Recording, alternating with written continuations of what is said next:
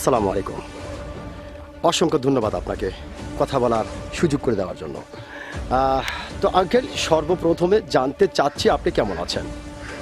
আলহামদুলিল্লাহ, যে আল্লাহ আপনাকে ভালো রেখেছে। তো আঙ্কেল, আপনার নামটা জানতে পারি? রবিউল, সুন্দর একটি নাম আপনার, অত্যন্ত চমৎকার একটি নাম আপনার। এবং আপনার নাম শুনে এবং মোটামুটি আপনাকে সামনাসামনি দেখে যেটা বোঝা যাচ্ছে, আপনি অত্যন্ত একজন সাহসী মানুষ। এটা কিন্তু আপনাকে দেখেই বোঝা যাচ্ছে যে ছোটবেলা থেকে আপনি প্রচণ্ড একটি সাহসী মানুষ। তো আঙ্কেল, আপনি কি ভোটার হয়েছেন? কোন দেশের ভোটার হয়েছেন আপনি?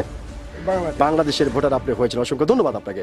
তো আঙ্কেল, যেহেতু আপনি বাংলাদেশের একজন সচেতন নাগরিক এবং বাংলাদেশের অত্যন্ত সাহসী মানুষ, সেই ক্ষেত্রে এই বিষয়টি আপনার কাছ থেকে জানতে চাচ্ছি যে এইবার বাংলাদেশের সরকার কি হতে পারে?